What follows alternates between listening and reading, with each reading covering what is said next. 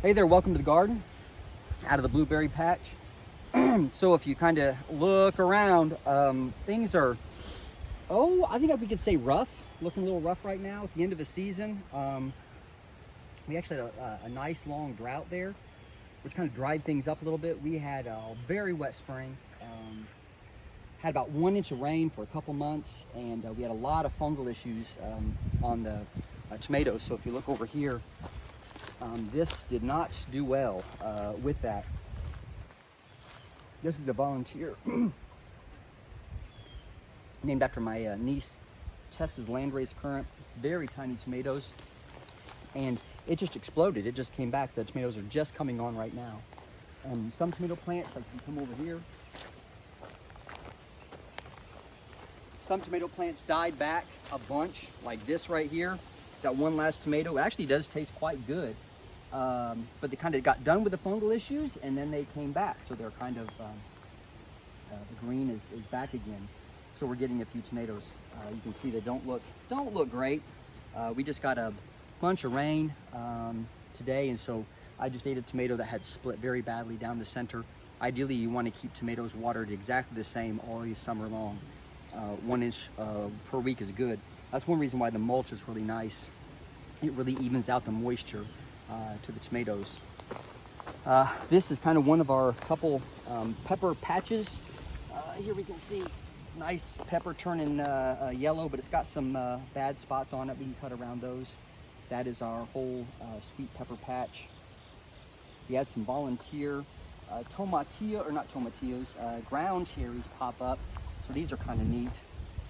When they're tan, they're pretty much ripe and have a neat sweet taste to them, for sure. We had one leek, or 2 leeks come up. So there's one of them right there, just beautiful.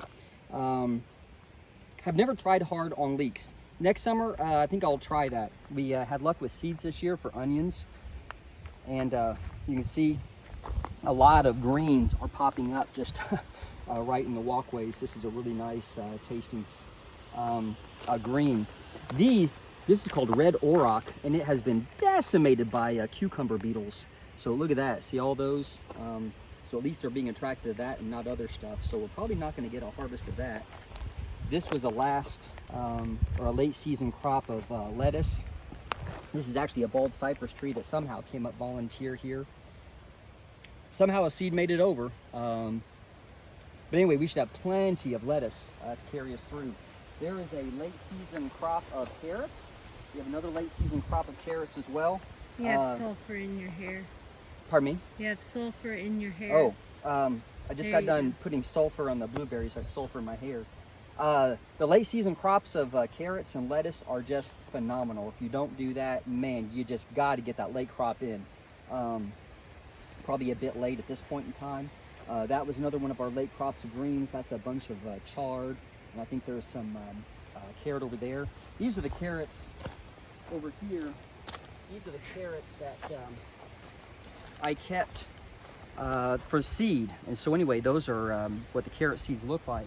So a carrot's a biennial. So the first year it produces the root. The second year it uses the energy, the starch, to produce seed.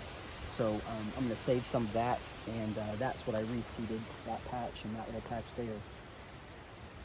Trying to get some blackberries. We have some thornless blackberries that are just kind of laid down. I thought I'd keep getting them all, but I don't, and so they keep coming back. So anyway, I'll transplant those in our blackberry patch. But our sweet peppers, we want to make a really nice sweet pepper relish. And so hopefully that's coming up in the near future. They're so heavy. They're just falling down. I mean, it's just nuts. That probably has 30 peppers on it alone, that one plant. So here are some more of our sad tomatoes. Some did not come out of it, and all the green you see is kind of green that's come out in the last month, so it's done quite well. Over here, our cucumbers did beautifully this season. I mean, they produced. Often they only produce for about a month for folks, but I think they produced all the way up to maybe 2 or 3 weeks ago. I think it was about our last cucumber, and found out the chickens just love them. So to plant, a whole row is not too much, because anything that gets too overgrown or too old, we just give the chickens, and they just love the seed out of it. This we let go too long. This is a late season green bean. I'm curious if the chickens will like to eat that or not. We'll probably let some go to seed, so we'll plant that next year to save that till next year. We actually have some volunteer pole beans coming up, and I picked a really nice handful of those today, so we should actually get another crop or two of the pole beans. The corn is all done.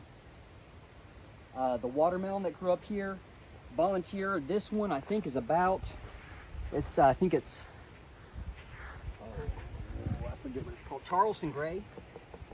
That one may not be quite right, but we just had the best watermelon season ever.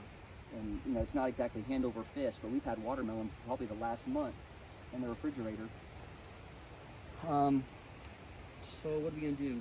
We're gonna take a bunch of mulch out of the chicken coop, and we're gonna throw that in the garden for this winter and put some fresh in there. This, I've been throwing tons of weeds in there all summer, and I've been burying whatever they don't eat. I just bury it, and so I'll be getting a lot of soil, digging that out of here and using that next spring to amend the soil in the garden, because they get a lot of organic matter, as you can see. Right now they have a bunch of tomatoes, apples. We gave them a rotted watermelon today. Would you like to introduce them to Ma? Oh, all right. So one chicken kind of has a name.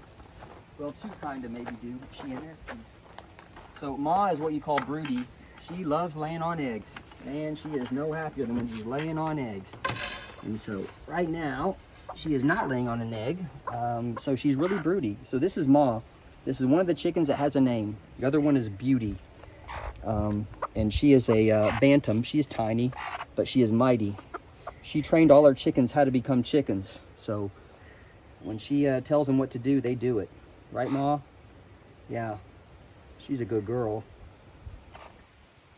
When she's upset, she pecks at you a little bit when you reach in to get the eggs, but she doesn't hurt us. So we always try to get her off of here, because sometimes she doesn't eat, sometimes she doesn't drink as much as she should. So we try to get her off of that and throw her in there. We clip half of their wings so that they can't fly away. So one half is normal, one half isn't. There's the tour of the garden, and we'll see you next time.